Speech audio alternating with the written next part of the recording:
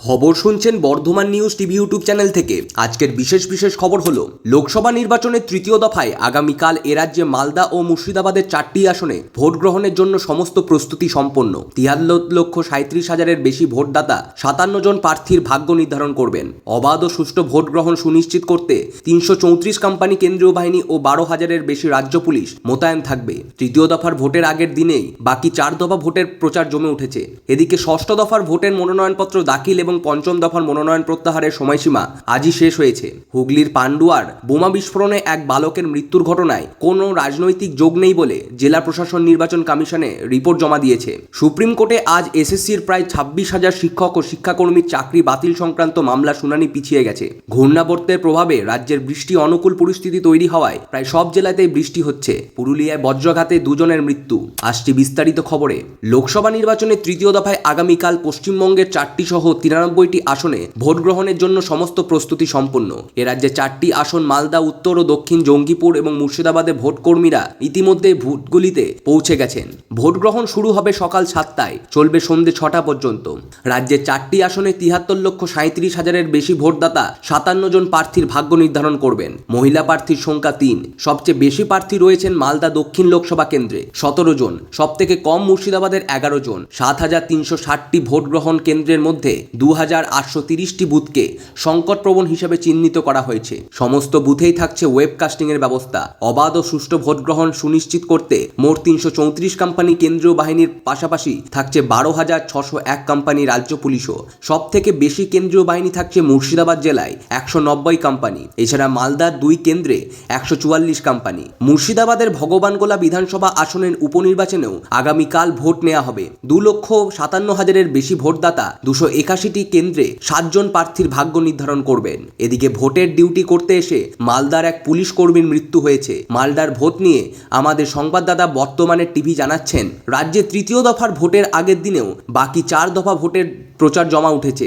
BJP নেতা কেন্দ্রীয় স্বরাষ্ট্রমন্ত্রী অমিত শাহ আজ রাজ্যে 2টি প্রচার কর্মসূচিতে যোগ দেন। দুর্গাপুরের বর্ধমান দুর্গাপুর কেন্দ্রের প্রার্থী দিলীপ ঘোষের সমর্থনে বিজয় সংকল্প সভায় শ্রী শাহ রাজ্য সরকারের দুর্নীতির বিরুদ্ধে সোচ্চার হন। পাশাপাশি অনুপ্রবেশকারীরাই মমতার ভোট ব্যাংক বলে মন্তব্য করে স্বরাষ্ট্রমন্ত্রী স্পষ্ট জানিয়ে দেন যে রাজ্যে অনুপ্রবেশ রোধে সিএএ কার্যকর করা হবে। এর আগে স্বরাষ্ট্রমন্ত্রী নদিয়ার কৃষ্ণনগরের দলীয় প্রার্থী অমৃতা রায়কে সঙ্গে নিয়ে রোড শো এবং কৃষ্ণনগরে এভি হাই স্কুলের মোড়ে জনসভায় যোগ দেন। সন্দেশখালীতে নারী নির্যাতন বন্ধের মতো বিষয় ও তার বক্তব্যে স্থান পায়। অন্যদিকে তৃণমূল কংগ্রেস প্রধান মুখ্যমন্ত্রী মমতা ব্যানার্জি এনআরসি ও সিএএ নিয়ে আজ আবারও সরব হন। বীরভূমের সাঁইথিয়ায় দলীয় প্রার্থীর সমর্থনে এক জনসভায় তিনি অভিযোগ করেন, বিজেপিকে ভোট দিলে তারা এনআরসি ও সিএএ বলবৎ করে সকলকে তাড়িয়ে দেবে, তবে তিনি এ রাজ্যে কোনো মতই হতে দেবেন না বলে মুখ্যমন্ত্রী স্পষ্ট জানান। আদালতের নির্দেশে যে 26,000 শিক্ষা সহ শিক্ষাকর্মীর চাকরি চলে যেতে বসেছে, সভামঞ্চ থেকে আবারও তাদের পাশে থাকার বার্তা দেন তৃণমূল কংগ্রেস নেত্রী। বিজেপি আদালতে মামলা করে এদের চাকরি খেয়েছে বলে তার দাবি। বর্ধমান দুর্গাপুরের দলীয় প্রার্থীর সমর্থনে আরেকটি জনসভায় মমতা কেন্দ্রের বিজেপি সরকারের বিরুদ্ধে টাকা নিয়ে ভোট কেনার অভিযোগ সবর হন। এদিকে তৃণমূল কংগ্রেসের সাধারণ সম্পাদক অভিষেক ব্যানার্জি আজ বোলপুর ও পান্ডুয়ায় জনসভায় বিজেপি সরকারের সমালোচনা করেন। সাধারণ মানুষের স্বার্থের দিকে না তাকিয়ে এই সরকার ধনীদেরই তোষণ করছে বলে তার দাবি। ষষ্ঠ দফার নির্বাচনে মনোনয়নপত্র জমা দেওয়ার আজ শেষ হয়েছে। তৃণমূল কংগ্রেসের জুন মালিয়া শেষ দিনে আজ মেদিনীপুরের সংসদীয় আসন থেকে তার প্রার্থীপদ দাখিল করেন। জমা পড়া মনোনয়নপত্রগুলি আগামীকাল পরীক্ষা করা হবে। নাম প্রত্যাহারের শেষ দিন 9 মে বৃহস্পতিবার। এই দফায় রাজ্যের 8টি আসন পুরুলিয়া, বাঁকুড়া, বিষ্ণুপুর, মেদিনীপুর, ঝাড়গ্রাম, কাঁথি, তমলুক ও ঘাটালে ভোট নেওয়া হবে 25 মে। পঞ্চম দফার নির্বাচনে মনোনয়নপত্র প্রত্যাহারের আজই ছিল শেষ দিন। এই দফায় 7টি আসনে বনগাঁ, ব্যারাকপুর, হাওড়া, উলুবেড়িয়া, শ্রীরামপুর, হুগলি ও আরামবাগে ভোট নেওয়া হবে 20 মে।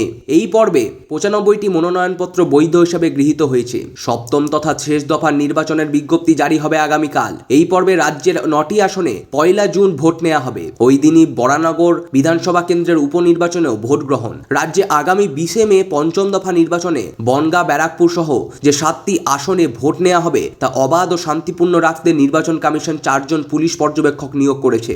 ভোট গ্রহণের আগের দিন মুর্শিদাবাদের সাগরপাড়ায় বোমা উদ্ধারের ঘটনায় ব্যাপক চাঞ্চল্য ছড়িয়েছে। পুলিশ জানিয়েছে আজ দুপুরে গ্রামবাসীরা কাটাবাড়ি সরকারপাড়া এলাকায় এক তিল খেতে ব্যাগ ভর্তি বোমা পড়ে থাকতে দেখেন। পুলিশ গিয়ে সেগুলি নিষ্ক্রিয় করেন। কিভাবে বোমাগুলি সেখানে এলো পুলিশ তা তদন্ত করে দেখছে। হুগলির পান্ডুয়ার নেতাজি পল্লীতে আজ সকালে বোমা বিস্ফোরণের ঘটনায় কোন রাজনৈতিক যোগ নেই বলে জানিয়েছেন জেলা প্রশাসনের তরফে নির্বাচন কমিশনের রিপোর্ট জমা দেওয়া হয়েছে। একে সাধারণ দুর্ঘটনা বলে এই রিপোর্ট উল্লেখ করা হয়েছে। আগেই জানানো হয়েছে আজ সকালে পুকুর পাড়ে বল ভেবে খেলতে গিয়ে বোমা ফেটে এক বালকের মৃত্যু হয়। গুরুতর জখম হয় আরো 2 বালক। তাদের একজনের হাত উড়ে গেছে বলে খবর।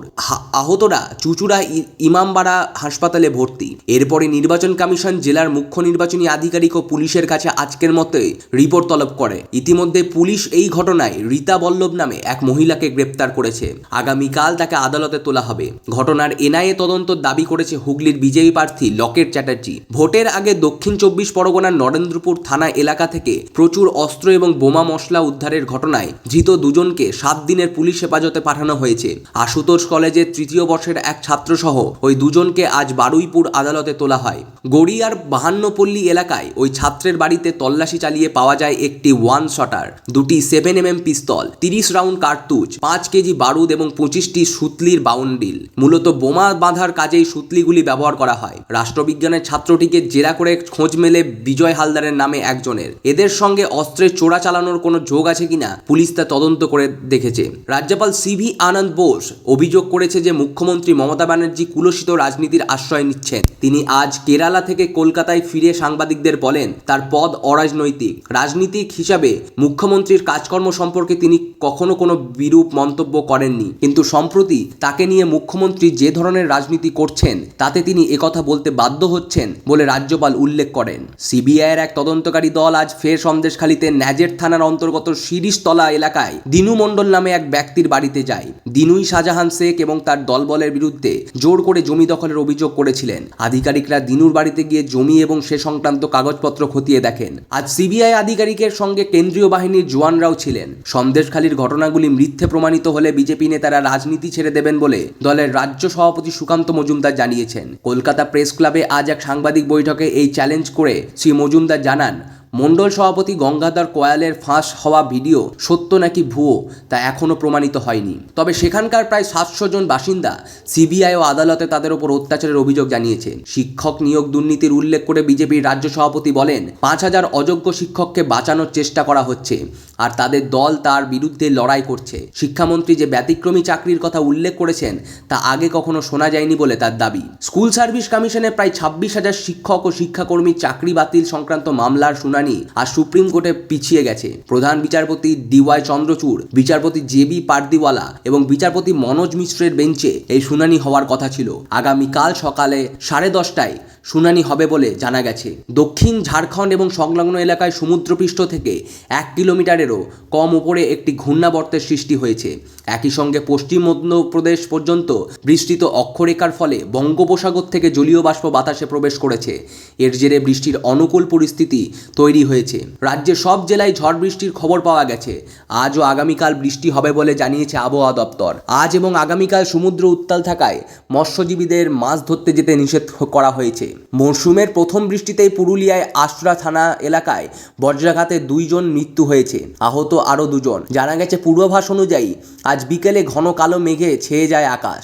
বৃষ্টির মধ্যেই এলাকার 4 যুবক পুকুর পাড়ে এক গাছের নিচে আশ্রয় নেয়। সেই সময়ই বাজ পড়লে 2 যুবক ঘটনাস্থলেই প্রাণ হারান। আহত অন্য 2 জনকে জেলা সদর হাসপাতালে ভর্তি করা হয়েছে। অল্পের জন্য দুর্ঘটনার হাত থেকে রক্ষা পেলেন যাদবপুর লোকসভা কেন্দ্রের তৃণমূল প্রার্থী সায়নী ঘোষ। দমকা হাওয়া আর বৃষ্টির মধ্যে প্রচারে বেরিয়ে সায়নীর গাড়ির সামনে ভেঙে পড়ল গাছের ডাল। খানিকক্ষণ অপেক্ষার পর ক্যানিং পূর্বের তৃণমূল বিধায়ক শওকত মোল্লার সঙ্গে ওই এলাকা থেকে বেরিয়ে যান তিনি। সোমবার সন্ধ্যা থেকেই দক্ষিণ 24 পরগনার প্রায় সর্বত্র ঝোড়ো হাওয়ার সঙ্গে শুরু হয় বৃষ্টি। তার মধ্যেই ভোটের প্রচারে বেরিয়েছিলেন যাদবপুর লোকসভা কেন্দ্রের তৃণমূল প্রার্থী। প্রথমে মৃদুমন্দ ঝোড়ো হাওয়া আর টিপ টিপ বৃষ্টির মধ্যে ভাঙড়ের বামনঘাটা, বেউতা 1 এবং বেউতা 2 অঞ্চলের হুটখোলা গাড়ি নিয়ে নির্বাচনী প্রচার করেন সায়নী। কিন্তু হঠাৎ দমকা হাওয়া আর জোরে বৃষ্টি শুরু হওয়ার বিপাকে পড়েন তৃণমূল প্রার্থী এবং অন্যান্য নেতা কর্মীরা। ঝোড়ো হাওয়ায় সায়নীর র্যালির সামনে একটি গাছের ডাল ভেঙে পড়ে, তবে তাতে দুর্ঘটনা হয়নি। শওকতকে নিয়ে সেখান থেকে গাড়ি করে বেরিয়ে যান সায়নী। খবর এই পর্যন্তই।